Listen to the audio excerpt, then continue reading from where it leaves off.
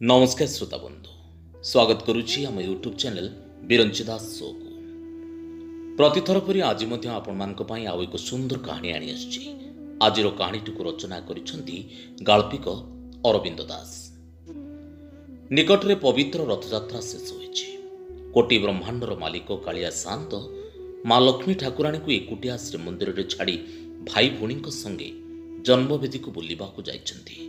आउ फेरिबा बेले अभिमानिनी माँ लक्ष्मी ठाकुराणी सांगरे रसगोला आनी आसिछंती। सतरे ए पौराणिक किंबदंती जेतिकी चमत्कार सेतिकी जीवनीय। रसगोला सांगरे प्रतिटी ओडियांकर केमिति एक अनाबिल संपर्क। तेबे से रसगोला को नहीं आजिर कहानीटी गतिशील। रसगोला को नहीं एक सिनेमार परिकल्पना आउ यार कहानी रे शेषे किपरि एक चमत्कार अंत घटी ताकू नहीं आजिर कहानी गतिशील। तेज आज कहानी शीर्षक अच्छी सिनेमार ना रसगोला।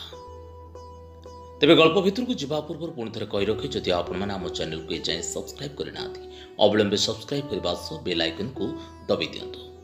फल आम समस्त नुआ नोटिफिकेशन आपण ही प्रथम पाइबे। तेज आज कहानी शीर्षक अच्छी सिनेमार ना रसगोला। गाल्पिक अरविंद दास।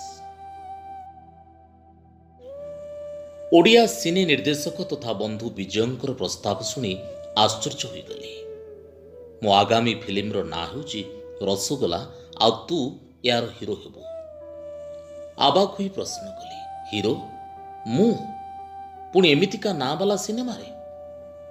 सिगारेट धुआं पुले मो मुह को छाड़ी से कहला, कहीं नुहे देख अभय, तू तो टीवी सीरियल मंचर अभिनय करुचु। सिनेमा रे ब्रेक देबा पई केबेठु कहउथुलु। रसगोला वर्तमान एकदम हॉट टॉपिक। रसगोला पश्चिम बंगर बोली जो जीआई टैग मिलिला सेथिपाई प्रत्येकटी ओडिया खप्पा।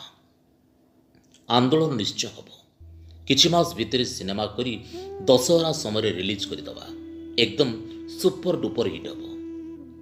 टिके रही पुणी कहला, दीटा गीत भी काली रेकर्डिंग कर देछु। संगीतकार सत्यजीत मजुमदार को सह जबरदस्त लिरिक। बारी कबाट मोर ठिया मेला चालिया गोरी खाइबु रसगोला।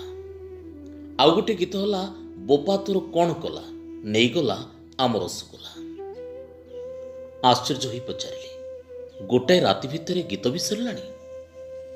मो मुहरे चिंतार रेखा सब देखी सहकारी निर्देशक कार्तिक साहू कहले, किछि दिन तले गोटे बाबा उपरे आ जड़े सिने कलाकार जीवन उपरे पा मासे भितर सिनेमा करे रिलीज करिथिलु। एबे तीनिटा चैनल आपन को सीरियल हिट होइछ बोली आपन को हिरो करा जाउछि। ए सुजोग हाथ छड़ा करंतुनी आज्ञा।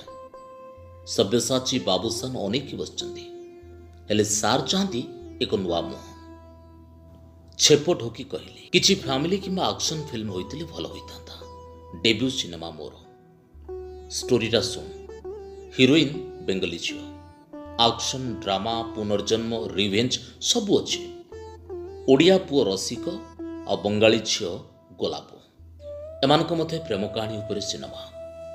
पुओर बापा और झियोर बापा उभय रसगोला व्यवसायी। पुरी रे उभयंक देखाओ प्रेम। रसगोला पाई दुई राज्य भितर लड़ाई चली। आउ सेई दुई दुकानी ही केस करुछंती जीआई टैग पाई। दुई प्रेमी अलगा। आंदोलन समय हिरो हिरोइन मरी जाइछंती। उभय राज्य सीमार मिठा सप्लाई बंद हो जाइछि। चमकी पड़ी मो पाठरू बाहरी पड़ला, हिरो मरीजिव तामाने मो रोल एतिकी? एक रहस्यमय हस हसी विजय कहला, एइटी ही कहानी मोड़।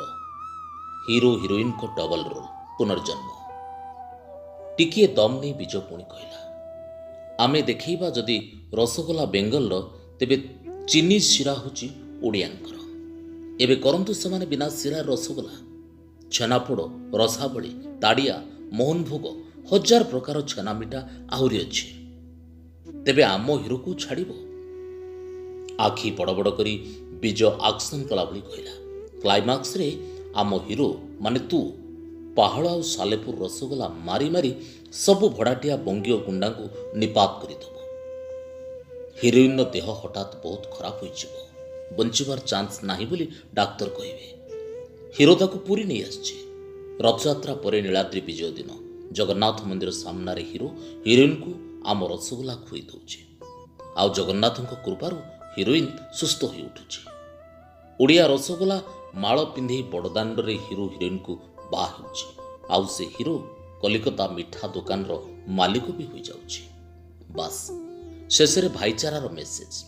ରସଗୋଲା କେଉଁ ରାଜ୍ୟର ନୁହେଁ, ରସଗୋଲା ସବୁ ମିଠା ପ୍ରିୟ ମଣିଷଙ୍କର। ସିନେମା କାହାଣୀ ଶୁଣି ମୁଁ ନିର୍ବାକ ହୋଇଯାଇଥିଲି। ବିଜୟ ମୋ ପାଟିରେ ଗୋଟେ ରସଗୋଲା ଭର୍ତ୍ତି କରି କହିଲା, ଏଇଟା ତୋର ସାଇନିଂ ଆମାଉଣ୍ଟ। ମୋ ପାଟିରୁ କଥା ବାହାରୁ ନଥିଲା। ଭାବୁଥିଲି ଏମିତି କ'ଣ ସମ୍ଭବ? ମୋ ଭାବନାର ଅନ୍ତ କରି କାର୍ତ୍ତିକ ବାବୁ ବିଜୟକୁ ପଚାରିଲେ, ସାର୍ ସିନେମାଟାକୁ ଡବିଂ କରି ଦ୍ୱିଭାଷୀ ରିଲିଜ କଲେ କେମିତି ହେବ? ବଢ଼ିଆ, କଣ୍ଟ୍ରୋଭର୍ସି ହୁଅନ୍ତା ଆଉ ହିଟ୍ ବି। ଜୋରରେ କାଶ ହେଲା ମୋର। ରସଗୋଲାଟା ତଣ୍ଟିରେ ଅଟକି ଗଲା ବୋଧେ। ଶୁଣୁଥିଲେ ଗାଳ୍ପିକ ଅରବିନ୍ଦ ଦାସଙ୍କର ଗଳ୍ପ, ସିନେମାର ନାଁ ରସଗୋଲା। ସତରେ ଏ ରସଗୋଲାକୁ ନେଇ କାହିଁ କେଉଁ କାଳରୁ ଓଡ଼ିଶା ଆଉ ପଶ୍ଚିମବଙ୍ଗ ମଧ୍ୟରେ ବିବାଦ, ଆଉ ଏହାର ଶ୍ରେୟ ପାଇଁ ବିବାଦ ଚାଲିଥିବା ବେଳେ ସିନେମାର ପରିକଳ୍ପନା, ଆଉ ଶେଷରେ ଉଭୟ ବଙ୍ଗାଳୀ ଆଉ ଓଡ଼ିଆ ରସଗୋଲା ବ୍ୟବସାୟୀ ପରିବାର ମଧ୍ୟରେ କିଭଳି ଏକ ମଧୁର ସମ୍ପର୍କ ଯୋଡ଼ି ଉଠେ। ଆଉ କାହାଣୀରେ ଏକଥା ପ୍ରମାଣିତ ହୋଇଛି, ରସଗୋଲା କେଉଁ ରାଜ୍ୟର ନୁହେଁ, ଏହା ପ୍ରତ୍ୟେକଟି ମିଠା ଖାଉଥିବା ମଣିଷଙ୍କର।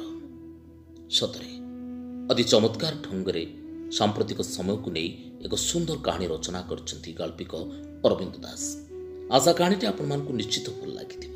ଆଉ ଯଦି ଭଲ ଲାଗିଥାଏ ତେବେ ଆମ ଚ୍ୟାନେଲକୁ ଲାଇକ୍, ସେୟାର, କମେଣ୍ଟ ଆଉ ସବସ୍କ୍ରାଇବ୍ କରିବାକୁ ଆଦୌ ଭୁଲିବେନି। ମୁଁ ପୁଣି ଆସିବି ଆସନ୍ତା ସପ୍ତାହରେ ଆଉ ଏକ ସୁନ୍ଦର କାହାଣୀ ନେଇ। ସେ ଯାଏଁ ରହୁଛି, ନମସ୍କାର।